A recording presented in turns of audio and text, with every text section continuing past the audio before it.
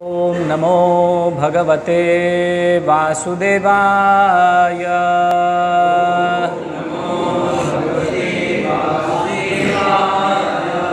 ओम नमो भगवते वासुदेवाय।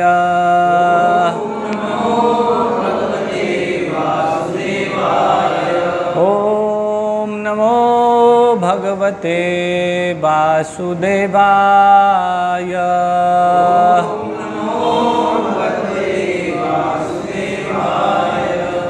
आज भगवद गीता का श्लोक नहीं है। आज हम, क्योंकि अभी 19 तारीख को जन्माष्टमी महामहोत्सव आने वाला है, तो आज हम जो श्रील प्रभुपाद द्वारा विरचित श्री कृष्णा पुस्तक में से भगवान के प्राकट्य अवतरण की कुछ लीला चर्चा करने जा रहे हैं। ओम अज्ञानतिमिरान्धस्य ज्ञानाञ्जनशलाकया चक्षुरुन्मीलितं येन तस्मै श्रीगुरुवे नमः। श्रीचैतन्यमनोभीष्टं स्थापितं येन भूतले स्वयं रूपः कदा मह्यं ददाति स्वपदान्तिकं वन्देऽहं श्रीगुरौ श्रीयुतः पदकमलं। श्रीगुरून् वैष्णवांश्च श्रीरूपं साग्रजातं सहगण रघुनाथान्वितं तं सजीवं साद्वैतं सावधूतं परिजनसहितं कृष्णचैतन्यदेवं श्रीराधा कृष्णपादान् सहगण ललिता श्रीविशाखान्वितांश्च। जय श्री कृष्ण चैतन्य प्रभु नित्यानंद श्री अद्वैत गदाधर शिवासादि गौर भक्तवृंद। नमो विष्णुपदाय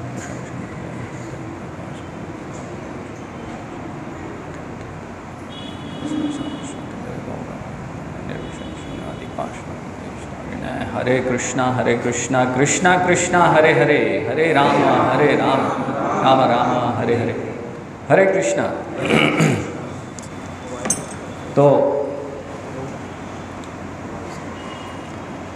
बहुत महत्वपूर्ण अनाउंसमेंट है कि अपना प्रिय मोबाइल सभी निकालें और उसको साइलेंट कर लें, है ना, नहीं तो डिस्टर्ब होगा।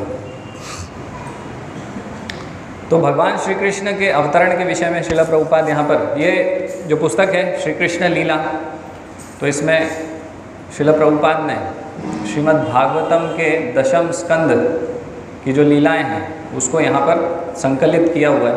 तो ये श्रीमद् भागवतम से चर्चा है वास्तव में। तो भगवान का अवतरण जन्म, भगवान अवतरित होते हैं, जन्म नहीं लेते, है ना। सबसे पहले ये तत्व ज्ञान होना चाहिए कि भगवान अवतरित होते हैं, हमारे जैसे जन्म नहीं ले रहे। और भगवान के जन्म के विषय में सुनने से क्या होता है, भगवान के जन्म के विषय में सुनेंगे तो हम ये जन्म लेना बंद कर देंगे। तो उसका ये परिणाम है कि बार बार जो हम पुनरपि जन्मम पुनरपि मरणम पुनरपि जननी जठरे शयनम, तो बार बार इस संसार में जन्म ले रहे हैं अलग अलग 84 लाख योनियों में, तो कष्ट भोग रहे हैं। वास्तव में ये जो भौतिक प्रकृति है, यहाँ पर जन्म लेना और जन्म लेके फिर जन्म मृत्यु जरा व्याधि दुख दोषानुदर्शनम और अलग अलग प्रकार के ताप हैं, कष्ट हैं। तो अगर हम भगवान की लीलाएं श्रवण करते हैं तो क्या होता है उससे, हृदयंतस्थो यभद्राणि विधुनोति सुहृद सताम, है ना। तो हमारा हृदय मार्जित होता है, हृदय शुद्ध होता है, और हृदय शुद्ध होगा तो भगवान से हमारा संबंध बनेगा।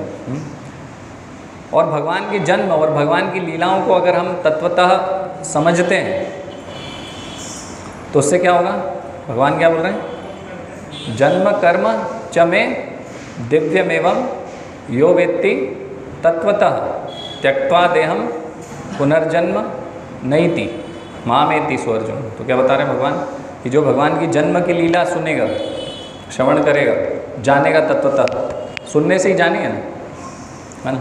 तो तत्वतः अगर हम भगवान के जन्म की लीला सुनते हैं और उसको समझते हैं तो इस जगत में हमारा वापस से जन्म नहीं होगा और हम मुक्त अवस्था को प्राप्त कर सकते हैं, है ना। क्या बोल रहे हैं भगवान, भगवान बोल रहे हैं कि मामेति स्वर्जुन। तो देह छोड़ने के बाद, ये जो देह अभी हम भगवान की कथा सुन रहे हैं इस देह में, और जब ये देह छोड़ देंगे तो फिर क्या होगा, भगवान के धाम को प्राप्त करेंगे। तो आज हम ये श्रील प्रभुपाद ने जो टीकाएं लिखी हैं उसको पढ़ने जा रहे हैं, तो सभी ध्यानपूर्वक सुनिएगा, क्योंकि श्रील प्रभुपाद बहुत ही शुद्ध भक्त हैं, भगवान के पार्षद हैं, तो उनकी वाणी सुनेंगे तो हम शुद्ध होंगे, भगवान के जन्म को, भगवान की लीलाओं को अच्छे से समझ पाएंगे, भगवान के प्राकट्य को अच्छे से समझ पाएंगे। तो ये पहला अध्याय है उसका, भगवान श्री कृष्ण का अवतरण। तो श्रील प्रभुपाद इस प्रकार से शुरू कर रहे हैं। एक बार यह संसार ऐसे राजाओं की अनावश्यक सैन्य शक्ति से बोझिल हो गया जो वास्तव में असुर थे, है ना। आज भी हम देख रहे हैं कि अभी रशिया यूक्रेन वॉर चल रहा है ना, वॉर चल रहा है और अपनी सैन्य शक्ति सब बढ़ा रहे हैं, और क्या कर रहे हैं, न्यूक्लियर बम फोड़ रहे हैं, कहीं कुछ कर रहे हैं, इस प्रकार से अपनी सैन्य शक्ति। इससे क्या हो रहा है, तो ये पृथ्वी है ना, जैसे कि कोई मिसाइल छोड़ा, अभी बहुत सारी मिसाइल हैं रशिया के पास, तो मिसाइल छोड़ा उसने यूक्रेन पे, तो क्या हुआ, पृथ्वी जो है उनको कष्ट होगा कि नहीं होगा। तो इस प्रकार से सैन्य शक्ति उस समय के राजा जो थे वो बढ़ा रहे थे अनावश्यक रूप से, और वास्तव में वो सब असुर थे, है ना। तो पृथ्वी उस समय बोझिल हो गई थी ऐसे पापी राजाओं के पाप से। तो पृथ्वी बहुत दुखी थी, तो भूमि देवी है ना, जो अधिष्ठात्री देवी हैं भूमि देवी, तो भूमि देवी बहुत दुखी थी, तो ब्रह्मा जी के पास पहुंची उस समय।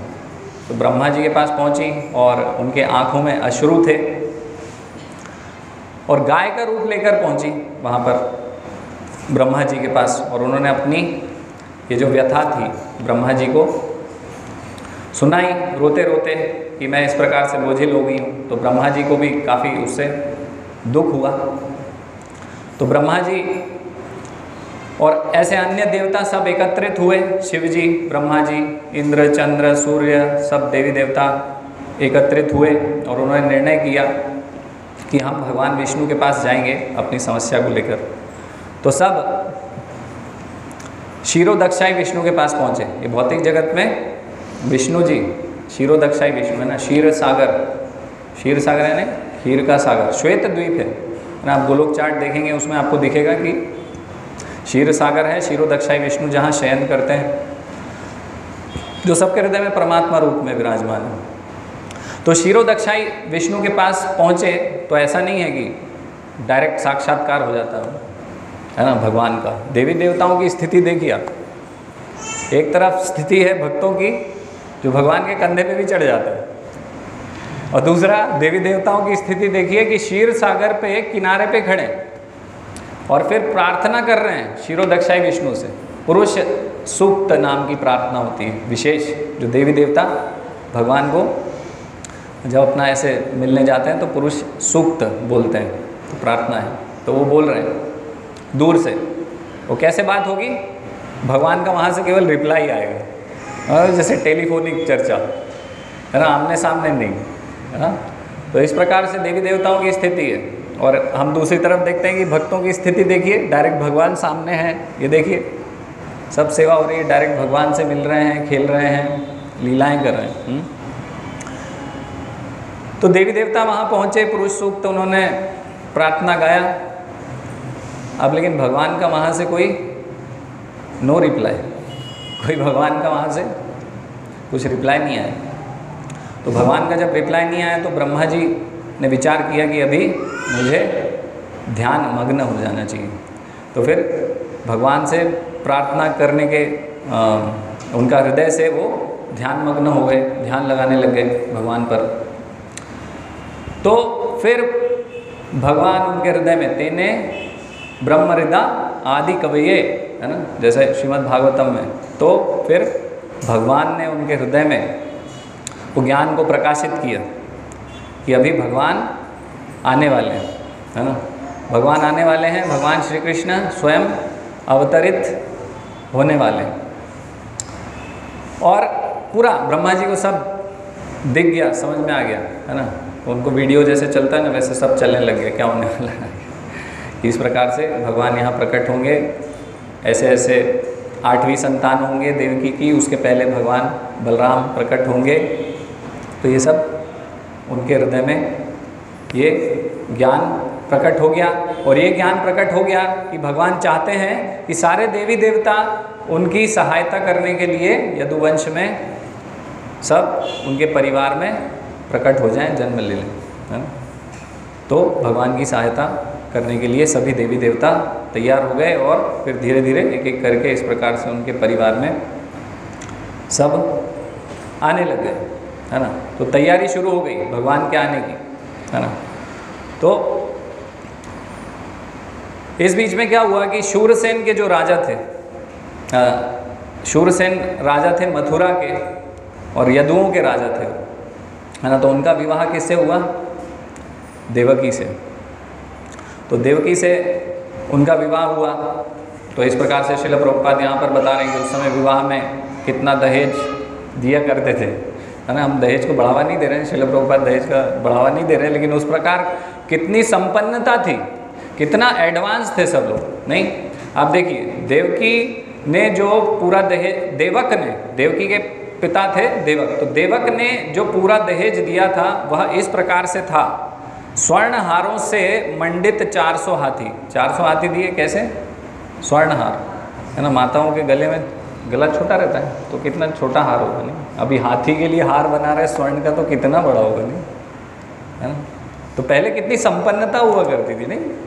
आजकल कोई दे सकता है ऐसे 400 हाथी और उसके साथ वो हाथी का जो उसका खिलाना पिलाना है वही बहुत महंगा पड़ जाएगा, नहीं। हम बोलते हैं कि हम बहुत एडवांस हो गए, एडवांस हो गए, नहीं। हाँ, कैसे एडवांस हो गए? पहले सोने की थाली में खाया करते थे, चांदी की थाली में खाया करते थे, है ना। और अब क्या हो गया है? Paper plates. पेपर प्लेट्स में हम खा रहे हैं और हम क्या सोच रहे हैं कि हम बहुत प्रगत हो गए। और हम कैसे खाते हैं? शादी में बुफे हो रहा है, बुफे बहुत स्टैंडर्ड की बात है, नहीं। स्टैंडर्ड कैसे?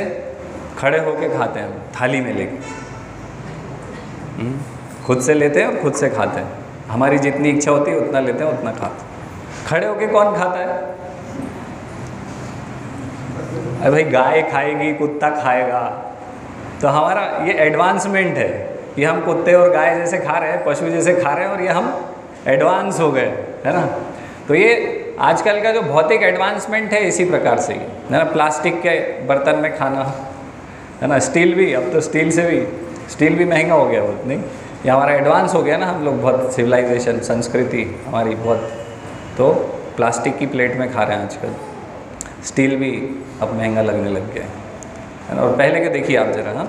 तो 400 हाथी, स्वर्ण हारों से मंडित 15,000 सुसज्जित घोड़े, 1800 रथ।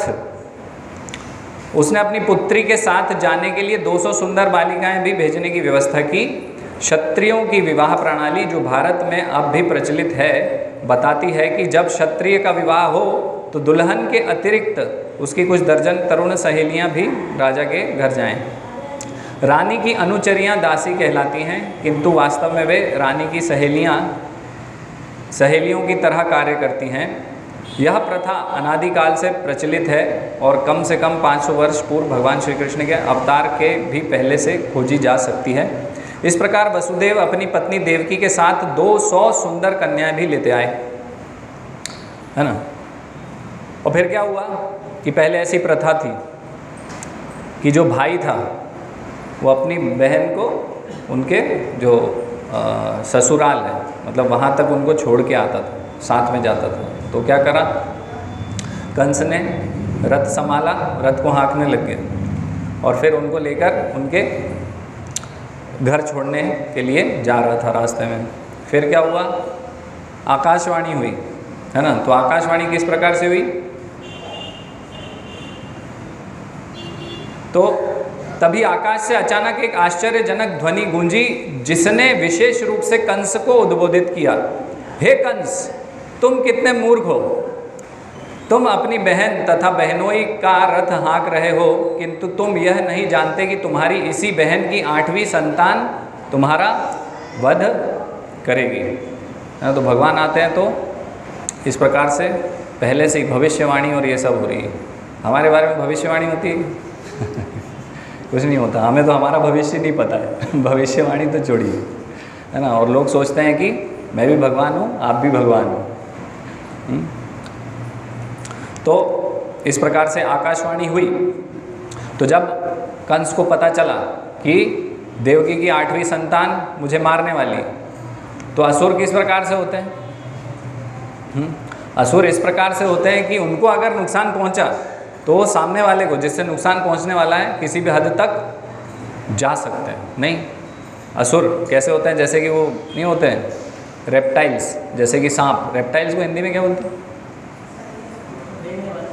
हाँ, रेंगने वाले जो जानवर होते हैं, जहरीले होते हैं जैसे, तो जैसे सांप है, सर्प है।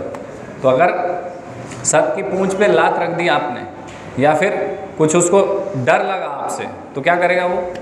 तुरंत आपको डस लेगा। इसी प्रकार से कंस जो असुर है, तो अभी उसको डर हो गया कि अरे ये देव की संतान तो मुझे मारने वाली है। और मरने से असुर को डर लगता है, मरना नहीं है ना। ये आसुरी वृत्ति है कि मरने से डर लगता है असुर को। लेकिन उसी के विपरीत हम जब महाभारत की कथा सुनते हैं, तो महाभारत की कथा में एक कथा आती है ना, कौन सी? द्रुपद। तो द्रुपद और द्रोणाचार्य की आपस में बनती नहीं थी। क्यों नहीं बनती थी? क्योंकि एक बार ऐसा हुआ कि दोनों बचपन में मित्र थे। तो मित्रतावश द्रुपद ने द्रोणाचार्य को बोला था कि बड़ा हो जाऊंगा, राज्य आ जाएगा मेरे पास, तो तुम्हें अपना आधा राज्य दे दूंगा, तुम मेरे बहुत अच्छे मित्र हो। लेकिन फिर क्या हुआ? द्रोणाचार्य बहुत गरीब थे, उनके बच्चों को खिलाने पिलाने के लिए भी कुछ नहीं था। तो वो फिर द्रुपद के पास गए और द्रुपद को बोला कि देखो ऐसा ऐसा है कि भाई आपने मुझे एक बार बोला था बचपन में, तो आधा राज्य तो मुझे नहीं चाहिए, लेकिन कुछ गाय मुझे दे दीजिए, मैं ब्राह्मण हूँ, गोपालन करूँगा, कुछ गाय के दूध से मेरा घर चलता रहेगा। तो उनके पास अपने बच्चों को गाय का दूध पिलाने के लिए भी मतलब दूध नहीं था। तो ऐसा एक कथा है ना, द्रोणाचार्य ने कुछ पानी सफ़ेद करके अपने बच्चों को पिलाया था, है ना। तो इतने गरीब थे। तो उस समय क्या हुआ, जो द्रुपद थे उन्होंने बोला कि देखो अभी जो मित्रता है वो बराबरी वालों के साथ होती है, हाँ, बराबरी वालों के साथ होती है, तुम कहाँ और मैं कहाँ। उसने नहीं दिया, तो वापस चले गए द्रोणाचार्य। और फिर क्या हुआ, बाद में उन्होंने कौरवों को और पांडवों को ट्रेनिंग दिया, है ना, शस्त्र विद्या दी उनको। और फिर जब गुरु दक्षिणा की बात आई, तो गुरु दक्षिणा में क्या मांगा उन्होंने? द्रोणाचार्य ने बोला कि आप द्रुपद को लेके आओ, है ना। तो पहले कौरव बोले कि हम लाएंगे, फिर गए वो 100 भाई, वैसे वो 101 थे, है ना। तो गए भाई पूरे, और वहाँ गए और फिर पिट पिटा के वापस आ गए हार गए। हाँ, बोले भाई हम तो नहीं ला पाए। तो पांडव बोले अभी ठीक है, अभी हम जाते हैं। पांडव गए, उसको हराया, बंदी बना के ले आए, बोले ये लीजिए गुरु दक्षिणा। अब द्रोणाचार्य ब्राह्मण थे, उन्होंने बोला देखो ऐसा है कि तुमने ब्राह्मण को इस प्रकार से मना किया था, तो उसके पाप से तुम्हें बचाना था, एक कारण ये है ना, उसके पाप से बचाना था, इसलिए मैंने ऐसा करा, है ना। और मैं तुमसे आधा राज्य नहीं चाहता हूँ, मतलब पूरा राज्य तुम्हारा तो अभी मेरा हो गया, तुम हार गए हो, तो अभी मैं आधा राज्य रखूँगा, आधा तुम्हें देता हूँ। तो उसको दे दिया। लेकिन द्रुपद क्या हुआ, उसको बहुत ठेस पहुंची इस सब से कि मुझे ऐसे बंदी बनाया गया और मेरा आधा राज्य छीन लिया गया। तो उसने निर्णय किया कि मैं एक यज्ञ करूंगा, यज्ञ से पुत्र उत्पन्न होगा, है ना, और पुत्र जो रहेगा वो क्या करेगा, द्रोणाचार्य को वध करेगा, उसको मारेगा, तो उससे मुझे शांति होगी। फिर यज्ञ किया, यज्ञ से कौन उत्पन्न हुए, धृष्टद्युम्न। तो धृष्टद्युम्न उत्पन्न हुए जो कि सेनापति बने थे बाद में पांडवों के, और फिर द्रोणाचार्य को मारा भी था। तो धृष्टद्युम्न जब थोड़े से ट्रेनिंग के लायक हो गए, शस्त्र विद्या देनी थी, तो अभी द्रुपद सोच रहे थे कि क्या करूं भाई, क्या कर सकते हैं, इसको ट्रेनिंग देना है बेस्ट, ताकि ये द्रोणाचार्य को मार सके। लेकिन अभी कौन है ऐसा जो कि ऐसी ट्रेनिंग देगा जो कि द्रोणाचार्य को ही मार सके, none other than Dronacharya himself. तो फिर उन्होंने कहा कि द्रोणाचार्य ही है जो ऐसी ट्रेनिंग दे सकते हैं। उनको पता है कि ये ब्राह्मण है, मना नहीं करेगा। हाँ, गए उसके पास और जाके उसको बोले कि धृष्टद्युम्न को ट्रेनिंग दो। अभी द्रोणाचार्य को भी पता है कि धृष्टद्युम्न क्यों पैदा हुआ है लेकिन फिर भी ट्रेनिंग दे रहे हैं उसको, मना नहीं किया। बोले ठीक है, जैसे अन्यों को ट्रेनिंग दे रहा हूँ उसी स्तर पे इसको ट्रेनिंग दूँ। ऐसा नहीं कि हृदय में कुछ है कि नहीं नहीं ये तो मुझे मार देगा, इसको ये नहीं सिखाना है, इसको ये नहीं सिखाना है ना। वैसे नहीं थे, प्योर हार्टेड। क्यों? क्योंकि भगवान पर विश्वास था ना। भगवान पर विश्वास असुर को नहीं होता, इसलिए डर जाता है मृत्यु से, मृत्यु से भय हो जाता है। तो क्या करेंगे वो? सर्प की तरह क्या करेंगे वो? जो उन पे वार करेगा, जो उनको मारने का प्रयास करेगा उस पे वार कर देंगे। लेकिन द्रोणाचार्य इस प्रकार से नहीं थे। भगवान के भक्त जिनको भगवान पे विश्वास होता है वो इस प्रकार से नहीं होते, है ना। तो आकाशवाणी सुन के उसने निर्णय किया, अपनी ही बहन को मारने के लिए वो उद्धत हो गया, खड़ा हो गया, तलवार निकाल ली। अभी अजीब सी सिचुएशन आ गई वसुदेव के सामने, अरे ये तो साला है, इससे लड़ूं क्या करूं? असुर भी है, शक्तिशाली भी है, साला भी है, मारूंगा तो भी ठीक नहीं है, वाइफ नाराज हो जाएगी। क्या बोलते हैं वो कहावत, सारी और तो फंस गए। अभी क्या करें, इतनी विकट सिचुएशन आ गई भाई, ना इसको मार सकते हैं ना इसको कुछ कर सकते हैं, और बचना भी है, देवकी को बचाना भी है। तो कुछ फिर उन्होंने बुद्धि लगाई, है ना। तो भक्त बुद्धिमान भी होते हैं भगवान के, तो कुछ बुद्धि लगाई, कुछ तर्क, कुछ प्रमाण से कैसे ना कैसे इसको समझाएं, इसको थोड़ा कूल डाउन करते हैं, देखते हैं क्या होता है। तो फिर उन्होंने कुछ उसको समझाया, है ना। तो जो समझाया प्रभुपाद ने बहुत अच्छे से उसको लिखा है तत्व ज्ञान के साथ, तो हम पढ़ेंगे।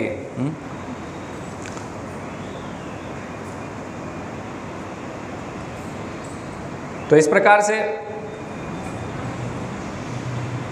यहाँ पर समझा रहे हो कि यह शरीर स्वप्नों में देखे जाने वाले शरीरों में से किसी एक के समान है ना। इस प्रकार से उसको तत्व ज्ञान दे रहे हैं। सोते समय स्वप्न में हम अपनी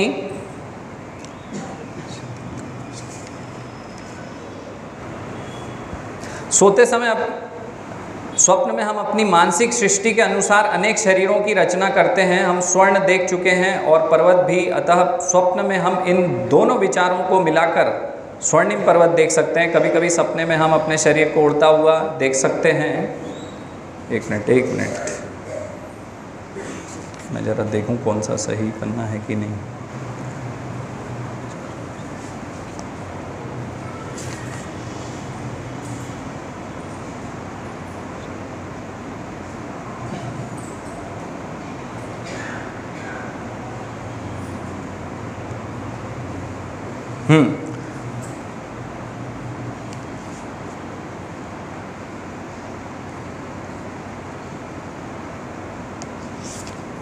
तो इस प्रकार उनको कुछ तत्व ज्ञान देने का प्रयास कर रहे हैं ना, कि हम आत्मा नहीं है, शरीर हैं, हम शरीर नहीं आत्मा है, इस प्रकार से बता रहे हैं। तो यह शरीर स्वप्नों में देखे जाने वाले शरीरों में से किसी एक के समान है ना। मतलब उसको बोल रहे हैं कि आप डरो मत, है ना। ये शरीर तो एक ना एक दिन चला ही जाएगा, कभी ना कभी तो जाने वाला है, तो मृत्यु से मत डरो। इस प्रकार से उसको समझाने का प्रयास कर रहे हैं कि यह शरीर स्वप्नों में देखे जाने वाले शरीरों में से किसी एक के समान है। सोते समय स्वप्न में हम अपनी मानसिक सृष्टि के अनुसार अनेक शरीरों की रचना करते हैं, है ना। तो ये जीवन किस प्रकार से एक स्वप्न के समान है। तो स्वप्न में हम जो देख रहे हैं वो मतलब भ्रम है। हम स्वर्ण देख चुके हैं और पर्वत भी, अतः स्वप्न में हम इन दोनों विचारों को मिलाकर स्वर्णिम पर्वत देख सकते हैं। कभी कभी सपने में हम अपने शरीर को उड़ता हुआ देखते हैं और उस समय हम अपने वर्तमान शरीर को बिल्कुल भूल जाते हैं। इसी प्रकार ये शरीर बदलते रहते हैं। जब तुम्हें कोई शरीर मिलता है तो तुम विगत शरीर को भूल जाते हो। स्वप्न में हम ना जाने कितने नए प्रकार के शरीरों के साथ संपर्क कर सकते हैं। मतलब ये जो जीवन है ये स्वप्न के समान चल रहा है, इस प्रकार से बता रहे। किंतु जागने पर हम उन सबको भूल जाते हैं, ये भौतिक शरीर वास्तव में हमारी मानसिक क्रियाशीलता की रचनाएं हैं, किंतु इस समय हम अपने विगत शरीरों का स्मरण नहीं कर पाते। मतलब कि पिछले जो हमारे शरीर हैं वो हम उनको भूल चुके हैं, है ना। उनके जो रिश्तेदार हैं, जो भी हैं, उनसे संबंधित जो अन्य शरीर हैं उनको भी हम भूल चुके हैं। तो इस प्रकार से बता रहे हैं यहाँ पर, मन बड़ा ही चंचल है, कभी यह कुछ स्वीकार करता है और तुरंत उसी वस्तु को अस्वीकार कर देता है। इंद्रिय तृप्ति के 5 विषय रूप, रस, गंध, शब्द तथा स्पर्श के संपर्क से ही मन अस्वीकार और स्वीकार करता रहता है। चिंतनशील विधि द्वारा मन इंद्रिय तृप्ति के विषयों के संपर्क में आता है और जीव इच्छानुसार विशेष प्रकार का शरीर प्राप्त करता है। हम जैसी जैसी इच्छाएं करेंगे वैसा वैसा हमारा अगला शरीर बनता जाता है और अगला शरीर हम प्राप्त करते हैं। अतः शरीर भौतिक प्रकृति के नियमों द्वारा प्रदत्त एक उपहार है। जीव शरीर ग्रहण करके अपने शरीर की रचना के अनुसार इस जगत में सुख भोगने या दुख सहने के लिए फिर से आता है। किसी विशेष शरीर के बिना हम विगत जीवन से प्राप्त मानसिक दशा के अनुसार सुख या दुख का अनुभव नहीं कर सकते। हमें विशेष प्रकार का जो शरीर मिलता है वह मृत्यु के समय हमारी मानसिक दशा के अनुसार ही मिलता है। सूर्य, चंद्र या नक्षत्र जैसे प्रकाशमान लोकों का प्रतिबिंब जल, तेल या घी जैसे विभिन्न प्रकार के कुंड में पड़ता है। यह प्रतिबिंब पात्र की गति के अनुसार हिलता डुलता है। चंद्रमा के प्रतिबिंब जल पर पड़ता है और जल के हिलने से चंद्रमा भी हिलता प्रतीत होता है, लेकिन वास्तव में चंद्रमा हिलता नहीं। इसी प्रकार मानसिक कल्पना मनोधर्म से जीव विभिन्न प्रकार के शरीर ग्रहण करता है, यद्यपि उसका इन शरीरों से कोई संबंध नहीं होता है। मतलब शरीर और आत्मा का यहाँ भेद बता रहे हैं। बद्ध जीवों की यही जीवन शैली है। मान लो कि कोई जीव इस समय मनुष्य शरीर को प्राप्त है, वह सोचता है कि वह किसी मानव समुदाय या किसी विशेष देश या विशिष्ट स्थान से संबंधित है। वह अपनी पहचान उसी रूप में करता है और व्यर्थ ही दूसरे शरीर की तैयारी में जुट जाता है जिसकी उसे आवश्यकता नहीं है। ऐसी इच्छाओं तथा मानसिक कल्पनाएं विभिन्न प्रकार के शरीर के कारण हैं। भौतिक प्रकृति का आच्छादक प्रभाव इतना प्रबल होता है कि जीव को जैसा भी शरीर मिलता है वह उसी में प्रसन्न रहता है ना। अलग अलग शरीर, गाय अपने शरीर में सुखी है, ऐसे सूअर भी अपने शरीर में सुखी है, ऐसे ही मानव भी अपने शरीर में सुखी है। भौतिक प्रकृति का आच्छादक प्रभाव इतना प्रबल होता है कि जीव को जैसे भी शरीर मिलता है वह उसी में प्रसन्न रहता है और अत्यंत प्रसन्नता पूर्वक उस शरीर से अपनी पहचान करने लगता है। अतः मेरी प्रार्थना है कि तुम अपने मन तथा शरीर के आदेशों से अभिभूत ना हो। इस तरह वसुदेव ने कंस से प्रार्थना की कि वह अपनी नवविवाहिता बहन से द्वेष ना करे। मतलब उसने क्या बताया, उसने तत्व ज्ञान देने का कोशिश किया कंस को वहाँ पर। अभी क्या कर सकते हैं, सिचुएशन ऐसी है तो कुछ ना कुछ तो करना है। तो समझाने का प्रयास कर रहे हैं कि तुम ये शरीर नहीं हो, आत्मा हो, हम शरीर बदल रहे हैं। इस प्रकार से ये यहाँ पर बता रहे हैं। शरीर बदलना है ना, क्या बोलते हैं कि शरीर बदलना, बुद्धिमान व्यक्ति शरीर बदलने से प्रभावित नहीं होता है।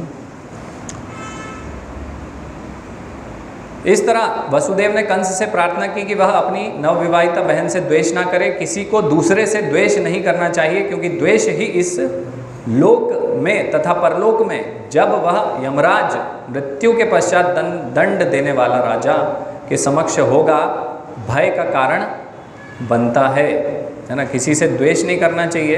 क्यों? क्योंकि अगर हम द्वेष कर रहे हैं तो फिर मृत्यु के समय क्या होगा, यमराज का सामना करना होगा। और हमारे हृदय में यदि ये द्वेष है तो फिर यमराज के कोप के भाजन होंगे। तो इस प्रकार से कुछ ना कुछ ट्रिक्स से कंस को समझाने का प्रयास कर रहे हैं कि वो कैसे ना कैसे समझ जाए। लेकिन फिर भी वो कंस माना नहीं, है ना।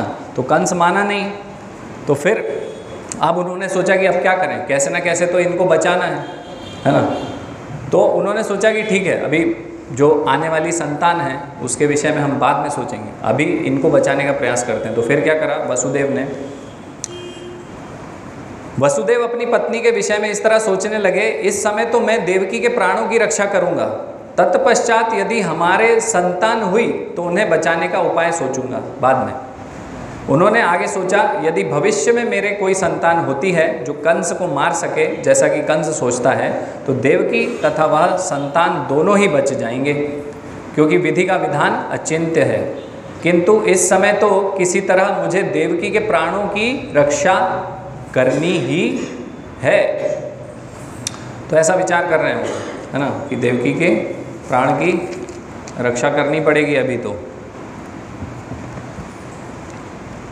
बच्चों के बारे में बाद में विचार करूंगा, ऐसा है ना। तो अपनी पत्नी की रक्षा का उपाय सोचकर वसुदेव अत्यंत पापी कंस से ससम्मान बोले। यद्यपि कंस सर्वाधिक पापी था, कभी कभी ऐसा होता है कि वसुदेव जैसे पुरुष को कंस जैसे परम पापी व्यक्ति की चाटुकारिता करनी पड़ती है। कूटनीतिक व्यापार ऐसे ही चलता है। यद्यपि वसुदेव अत्यधिक खिन्न थे, किंतु ऊपर से वे मुस्कुराने लगे। कंस अति निर्दय था, इसलिए उन्होंने इस निर्लज्ज को इस प्रकार संबोधित किया, हे मेरे प्रिय कंस, तुम यह मान लो कि तुम्हें अपनी बहन से कोई खतरा नहीं है। तुम्हें खतरे की आशंका इसलिए है क्योंकि तुमने आकाशवाणी सुनी है, किंतु यह खतरा तो तुम्हारी बहन के पुत्रों से आना है, जो इस समय यहाँ उपस्थित नहीं है। और कौन जानता है कि भविष्य में पुत्र हो या नहीं। इस विचार से तुम अभी सुरक्षित हो, ना ही तुम्हें अपनी बहन से डरने का कोई कारण है। यदि उसके पुत्र उत्पन्न होते हैं तो मैं वचन देता हूँ कि मैं उन सबों को लाकर आवश्यक कार्यवाही के लिए तुम्हारे समक्ष प्रस्तुत करता रहूँगा।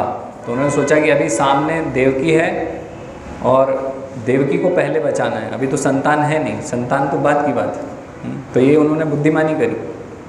कंस को बोला कि तुम्हें तो उनकी 8वीं संतान से खतरा है ना, इनसे तो नहीं है, तो इनको क्यों मार रहे हो, इनको तो छोड़ दो। 8वीं संतान होगी, जो भी संतान होगी तो मैं तुम्हें दे दूंगा, है ना। तो उन्होंने विचार किया कि अगर वो 8वीं संतान इसको मारने वाली है, वो तो मारेगी, विधि का विधान होने वाला है वैसे ही। तो इसलिए उन्होंने इस प्रकार से बोला। तो कंस फिर क्या हुआ, कंस मान गया। ऐसा विचार सुन के कंस मान गया। क्यों मान गया? क्योंकि उसको पता था कि वसुदेव ने अगर बोला है तो वसुदेव फिर अपनी बात से पीछे नहीं हटेंगे। तो वो ज़रूर ऐसा, वसुदेव उस बात के लिए फेमस थे, नहीं, क्षत्रिय एक बार जो बोल देते थे वो वैसा करते थे। तो फिर उन्होंने ऐसा बोला तो फिर कंस मान गया। कंस ने दोनों को छोड़ दिया, जाने दिया। हाँ, कंस ने जाने दिया, छोड़ दिया। फिर लेकिन जब पुत्र हुआ पहला, तो फिर वसुदेव फिर से वो पुत्र को लेकर गए कंस के पास। कंस को बोला कि ये लीजिए, जैसा मैंने बोला था वैसे मैं लेकर आ गया हूँ पुत्र को। तो कंस थोड़ा उस समय पिघल गया। असुर था, लेकिन उसने जब देखा कि अरे ये तो खुद ही मेरे सामने समक्ष प्रस्तुत हो गए हैं, लेकर आ गए हैं, तो कंस थोड़ा पिघल गया। उसने बोला ठीक है, देखिए मुझे तो आपकी 8वीं संतान से खतरा है, इससे नहीं है, तो आप इसको वापस ले जाओ, है ना। तो ऐसा उसने वापस लौटा दिया। तो बहुत प्रसन्न हुए वसुदेव। उन्होंने सोचा कि कंस ने इतना मतलब कैसे उदार हृदय रखा, छोड़ दिया। वापस जा रहे थे, लेकिन रास्ते में विचार कर रहे थे, उनको डाउट था कि ये कंस का कोई भरोसा नहीं है, ये असुर है ना, कुछ भी बदल सकता है बाद में, है ना। तो जब वसुदेव अपने प्रथम पुत्र को लेकर घर लौट रहे थे, तो यद्यपि वे कंस के व्यवहार से प्रसन्न थे, तथापि उन्हें उस पर विश्वास नहीं हो रहा था, क्योंकि वे जानते थे कि कंस किसी के वश में नहीं है ना। एक नास्तिक पुरुष कभी भी अपने वचन का पक्का नहीं हो सकता। जो व्यक्ति अपनी इंद्रियों को वश में नहीं रख सकता, वह अपने संकल्प में किस प्रकार दृढ़ हो सकता है। महान राजनीतिज्ञ चाणक्य पंडित ने कहा है, कभी भी किसी कूटनीतिक पर विश्वास ना करना। जो लोग अनियंत्रित इंद्रिय तृप्ति में आसक्त हैं, वे कभी भी सत्यनिष्ठ नहीं हो सकते, न कभी उन पर विश्वास किया जा सकता है। श्रील प्रभुपाद यहाँ इस प्रकार से वर्णन कर रहे हैं। तो वापस तो वो चले गए, है ना। लेकिन अभी क्या हुआ, नारद मुनि कंस के पास पहुँचे। नारद मुनि ने सब बताया उनको कि देखो भाई, तुम इतना उदार हृदय रख रहे हो, अब वो छोड़ दिया तुमने पुत्र को, और ये जो इनके परिवार में आए हैं ये सब देवी देवता आए हैं, अभी तुम्हें मारने का प्लान है विष्णु का, तुम्हें मारेंगे। हाँ, तो इस प्रकार से उसको बताया सब कि अभी तुम मरने वाले हो, तुम क्या ये उदार हृदय दिखा रहे हो अपना। तो फिर कंस का दिमाग डिस्टर्ब हो गया, उसने कहा अरे ये क्या कर दिया। तो उसने क्या करा, उनको वापस बंदी बना लिया, है ना। और धीरे धीरे करके एक एक करके उनके सारे पुत्रों को मारने लग गया। अभी तुरंत हमारे दिमाग में आएगा कि अरे नारद मुनि ऐसे कैसे हैं। नारद मुनि के बारे में सब लोगों का, जैसे भक्त लोग जो भक्त हैं वो तो समझते हैं कि नारद मुनि कौन है, लेकिन जो भक्त नहीं है, जो टीवी से देखते हैं नारद मुनि को कि नारायण नारायण कर रहे हैं, इधर की उधर कर रहे हैं, है ना, तो सबको ऐसे ही लगता है कि ये तो क्या है, इधर की उधर करते हैं और काम बिगाड़ते हैं ये तो। भाई देखो इस वजह से वो जो पुत्र हुए उनको मार दिया गया, तो सब ऐसे सोचते हैं, लेकिन ऐसा नहीं है। अभी ये जो बाकी के जो पुत्र हैं जो मरने वाले थे उनको तो श्राप था, वास्तव में वो ब्रह्मा जी के पुत्र थे, वो 6, है ना। क्या नाम था उनका, स्मर, उद्रीत, परिश्वंग, पतंग, शुद्रमृत, घृणी। तो ये पुत्र थे ब्रह्मा जी के, जो जिनको मारा ना कंस ने, तो ब्रह्मा जी के पुत्र थे और बहुत प्रिय थे। तो उनको थोड़ा अहंकार हो गया था कि देखो हम जो भी करेंगे ब्रह्मा जी कुछ बोलेंगे नहीं, हमारे पिता हैं, और बाकी देवी देवता को भी हम कुछ समझते नहीं। फिर लेकिन ऐसे में क्या हुआ कि बाकी देवी देवताओं से तो अपराध करते ही थे, फिर एक दिन ब्रह्मा जी से भी अपराध कर दिया उनको, और ब्रह्मा जी से अपराध कर दिया तो फिर ब्रह्मा जी ने श्राप दे दिया था उनको कि क्या होगा, तुम्हें असुर के घर में पैदा होना पड़ेगा। हाँ, मतलब कि ऐसे तुम पैदा होगे और तुम्हें असुर मारेगा, इस प्रकार से असुर के घर। हाँ, ये भी श्राप था कि असुर के घर में पैदा होगे, तो वो बाद में हिरण्यकश्यप के घर में पैदा हुए थे फिर अगले जीवन में। और फिर उसके बाद यहाँ पर प्रकट हुए थे वो, है ना, जो देवकी के पुत्र थे। फिर उनको एक एक करके कंस ने मारा, तो वो अपने वापस धाम को चले गए, उनका जो श्राप था वो हट गया, इस प्रकार से। तो वास्तव में नारद मुनि, है ना, तो नारद मुनि जानते हैं कि अभी क्या करना है, कैसे होना है। तो वो जो श्राप है वो हटेगा कैसे, तो श्राप हटेगा नहीं, तो फिर ये मुक्त कैसे होंगे, है ना। तो इसलिए नारद मुनि ने वापस जो विधि का विधान था उसको वापस सेटअप किया कि देखो अभी तुम मरने वाले हो, इनको छोड़ो मत। तो इस प्रकार से नारद मुनि भगवान की इच्छा को और जो विधि का विधान है वो हो जाए, उसके लिए सब व्यवस्था कर रहे हैं नारद मुनि। भगवान जल्दी से जल्दी आ जाएं, कंस को मारें, इस प्रकार से लीला संपन्न हो।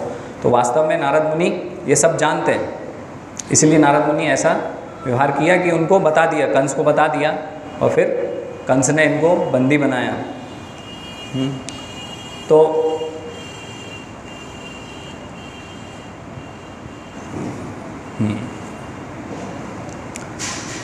और नारद मुनि ने ये भी बताया उसको कि वो अपने पूर्व जन्म में क्या था कंस, है ना। तो श्री नारद मुनि की कृपा से कंस अपने पूर्व जन्म से अवगत हुआ, उसे पता चला कि वह पूर्व जन्म में कालनेमी नामक असुर था। कंस कौन था, कालनेमी असुर था, जिसका वध श्री विष्णु द्वारा हुआ था। उसने भोज परिवार में जन्म लेकर यह निश्चय किया था कि वह यदुवंश का घोर शत्रु बनेगा। चूंकि श्री कृष्ण उसी परिवार में जन्म लेने जा रहे थे, अतः कंस अत्यधिक भयभीत था कि वह पुनर्जन्म की भांति श्री कृष्ण के हाथों मारा जाएगा। तो बहुत भयभीत था कंस, इसलिए उसने क्या करा, देवकी वसुदेव को बंदी बनाया, और जैसे ही पुत्र होते थे तो उनका वध किया करता था। फिर ऐसे वो जो कंस राजा था वो बहुत बलशाली होता जा रहा था धीरे धीरे, है ना। सारे राज्य जो आसपास के थे, जितने भी असुर राज्य थे, असुर राजा थे, उनसे उसने मित्रता बढ़ाई धीरे धीरे, और पूरा शक्तिशाली हो गया, सब जगह प्रभावशाली हो गया। तो यहाँ दूसरे अध्याय में श्रील प्रभुपाद लिख रहे हैं, राजा कंस ने न केवल यदु, भोज तथा अंधक वंशों के राज्यों तथा शूरसेन के राज्य को अपने अधिकार में कर लिया, अपितु उसने अन्य सभी आसुरी राजाओं से मैत्री की। उसने इन असुर राजाओं के नाम थे प्रलंब, बक, चाणूर, तृणावर्त, अघासुर, मुष्टिक, अरिष्ट, द्विविद, पूतना, केशी तथा धेनु। इनसे सबसे उसने संधि कर ली थी, है ना, मित्रता। उस समय जरासंध मगध प्रांत, आजकल बिहार राज्य का राजा था। इस तरह कूटनीति से कंस ने जरासंध के संरक्षण में उस समय का सबसे शक्तिशाली राज्य सुगठित कर लिया था। उसने बाणासुर तथा भौमासुर जैसे राजाओं से भी मैत्री स्थापित कर ली, जब तक कि वह सर्वाधिक प्रबल नहीं बन गया। फिर वह यदुवंश के प्रति, जिसमें भगवान श्री कृष्ण को जन्म लेना था, अत्यधिक शत्रुता बरतने लगा। तो इस प्रकार से वो क्या कर रहा था, जो पुत्र हो रहे थे उनको मार रहा था। अब फिर क्या हुआ, अब जो बलराम जी हैं, बलराम जी का आने का समय हो गया। तो बलराम जी 7वें पुत्र उनके गर्भ में आ गए देवकी के, है ना। तो भगवान श्री कृष्ण ने क्या करा, ट्रांसफ़र ऑर्डर निकाला कि अभी देवकी के गर्भ से इनको क्या करना है, योग माया को बोला, भगवान की जो शक्ति हैं उनको बोला कि अभी इनको रोहिणी के गर्भ में, रोहिणी वसुदेव की पत्नी थी जो कि नंद बाबा के यहाँ रह रही थी, है ना। तो बोला कि रोहिणी के गर्भ में इनको आप ट्रांसफ़र कर दीजिए, है ना। तो इस प्रकार से ये हुआ। अतः भगवान श्री कृष्ण योग माया से इस प्रकार बोले, देवकी तथा वसुदेव कंस के कारागार में बंदी हैं और इस समय मेरा पूर्ण अंश शेष देवकी के गर्भ में है। तुम शेष को देवकी के गर्भ से रोहिणी के गर्भ में स्थानांतरित कर सकती हो। इस व्यवस्था के बाद मैं अपनी समस्त शक्तियों के सहित स्वयं देवकी के गर्भ में अवतरित होने जा रहा हूँ। फिर मैं देवकी तथा वसुदेव के पुत्र के रूप में प्रकट होऊंगा। तब तुम वृंदावन में नंद यशोदा की पुत्री के रूप में प्रकट होना।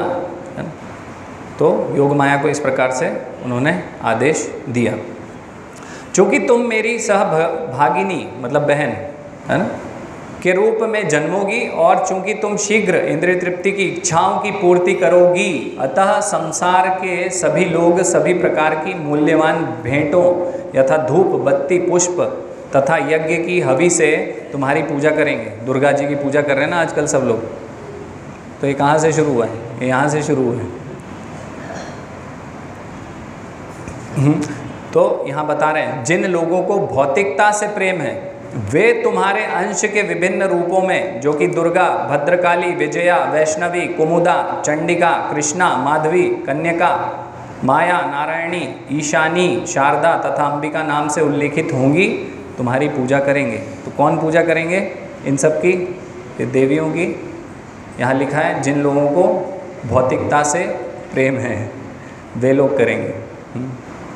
जो भौतिकवादी लोग हैं, जिनको भौतिक लाभ की आशा है, इस भौतिक जगत के कुछ लाभ की जिनको आशा है, वो क्या करेंगे, वो इस प्रकार से दुर्गा जी के अनेक अनेक रूपों को पूजा करेंगे। तो यहाँ पर ये तात्पर्य से प्रभुपाद बता रहे हैं कि दुर्गा जी की पूजा कौन कर रहे हैं। तो यहाँ पर बलराम जी के विषय में तत्व ज्ञान श्रील प्रभुपाद बता रहे हैं। फिर उपनिषदों का कथन है, नायमात्मा बलहीनेन लभ्य। तात्पर्य यह है कि कोई परमेश्वर या किसी प्रकार के आत्म साक्षात्कार के परम स्तर को तब तक प्राप्त नहीं कर सकता जब तक बलराम की पर्याप्त कृपा नहीं हो। तो बलराम जी कौन है? बलराम जी आध्यात्मिक बल देने वाले हैं। यहाँ पर ये पता चल रहा है, श्रील प्रभुपाद बता रहे हैं बलराम जी कौन है। तात्पर्य यह है, डबल से पढ़ रहा हूँ, तात्पर्य यह है कि कोई परमेश्वर या किसी प्रकार के आत्म साक्षात्कार के परम स्तर को तब तक प्राप्त नहीं कर सकता जब तक बलराम की पर्याप्त कृपा ना हो। गुरु तत्व उस दिन मधुकंठ प्रभु ने लेक्चर लिया था, उसमें बताया था ना। बल का अर्थ शारीरिक शक्ति नहीं है, ना ही शारीरिक शक्ति से किसी को आध्यात्मिक सिद्धि मिल सकती है। उसमें आध्यात्मिक शक्ति होनी चाहिए जो बलराम या संकर्षण द्वारा प्रदत्त की जाती है। अनंत या शेष उस शक्ति का स्रोत हैं जो समस्त लोकों को उनकी विविध स्थितियों में बनाए रखती है। भौतिक रूप से धारण करने की यह शक्ति गुरुत्वाकर्षण कहलाती है, किंतु वास्तव में यह संकर्षण शक्ति का ही प्रदर्शन है। बलराम या संकर्षण आध्यात्मिक शक्ति या आदि गुरु हैं। अतः भगवान श्री नित्यानंद प्रभु, जो भगवान बलराम के अवतार भी हैं, आदि गुरु हैं। तथा गुरु भगवान श्री बलराम जो कि आध्यात्मिक शक्ति प्रदान करने वाले श्री भगवान की परम शक्ति का रूप हैं, उनका प्रतिनिधि होता है। किसका प्रतिनिधि होता है? गुरु श्री बलराम का। श्री चैतन्य चरितामृत में इसकी पुष्टि की गई है कि गुरु श्री कृष्ण की कृपा का प्राकट्य है। तो इस प्रकार से बलराम जी के विषय में बता रहे हैं कि आध्यात्मिक बल, जो हमें आध्यात्मिक प्रगति करनी है, आत्म साक्षात्कार करना है, तो बिना बलराम जी की कृपा से वो संभव नहीं है।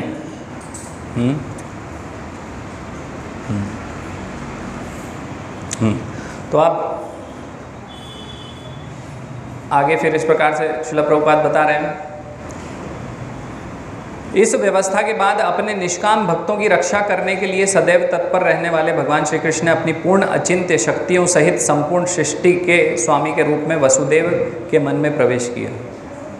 हाँ, तो अब भगवान श्री कृष्ण आने वाले हैं बलराम के बाद, है ना। तो बलराम के बाद भगवान श्री कृष्ण आने वाले हैं, तो किस प्रकार से भगवान आते हैं वो वर्णन कर रहे हैं। तो यहाँ बता रहे हैं कि मन में प्रवेश किया वसुदेव के। इस प्रसंग में यह ज्ञातव्य हो कि भगवान श्री कृष्ण पहले वसुदेव के निष्काम हृदय में प्रविष्ट हुए और तत्पश्चात देवकी के हृदय में स्थानांतरित हुए, है ना। कैसे हुए? वसुदेव के हृदय में प्रकट हुए भगवान, फिर देवकी के हृदय में प्रकट हुए। इस प्रकार से वे देवकी के गर्भ में वीर्य द्वारा स्थापित नहीं हुए थे। भगवान हमारे जैसे इस जगत में प्रकट नहीं होते। श्री भगवान अपनी अचिंत्य शक्ति से किसी रूप में प्रकट हो सकते हैं। उनके लिए यह अनिवार्य नहीं है कि वे स्त्री के गर्भ में वीर्य क्षेपण का सामान्य विधि द्वारा प्रकट हों। तो हम देखते हैं दशावतार में भगवान जो पहले अवतार है मीन, तो कैसे प्रकट हुए? जल से, है ना। दूसरा अवतार कौन है? कूर्म, वो कैसे प्रकट हुए? उनके कोई माता पिता थे? इस प्रकार से कोई नहीं था, है ना। तो अपने आप प्रकट हुए। फिर उसके बाद शुकर रूपा, क्या बोलेंगे उसको? वराह, है ना। तो वराह अवतार में तो कहाँ से प्रकट हुए थे भगवान? ब्रह्मा जी की नाक में से। और उसके बाद कब? उसके बाद नृसिंह रूप में कैसे प्रकट हुए? एक खंबे से। तो भगवान को आवश्यकता नहीं है कि भगवान ऐसे, भगवान कैसे भी प्रकट हो सकते हैं, है ना। स्त्री के गर्भ से ही प्रकट हों, लेकिन अभी भगवान श्री कृष्ण आए तो उन्होंने देवकी वसुदेव के पुत्र, क्योंकि उनको उन्होंने वरदान दिया था ना, तो इसलिए वो ऐसे प्रकट हो रहे हैं। लेकिन वो साधारण, जैसे स्त्री पुरुष संग से प्रकट होते हैं हम लोग बद्ध जीव, वैसे भगवान प्रकट नहीं होते। वो वसुदेव के हृदय में आए, सबसे पहले प्रकट हुए, उसके बाद देवकी के हृदय में आए, फिर डायरेक्ट विष्णु चतुर्भुज विष्णु रूप में प्रकट हुए। तो ये तत्व ज्ञान है भगवान के प्राकट्य का। हरे कृष्णा। हाँ, ये फोटो है, कटारे जी बता रहे। तो अभी पूर्ण नहीं हुआ ये, फिर बाद में भी चर्चा कर सकते हैं। हरे कृष्णा। किसी का कोई प्रश्न है?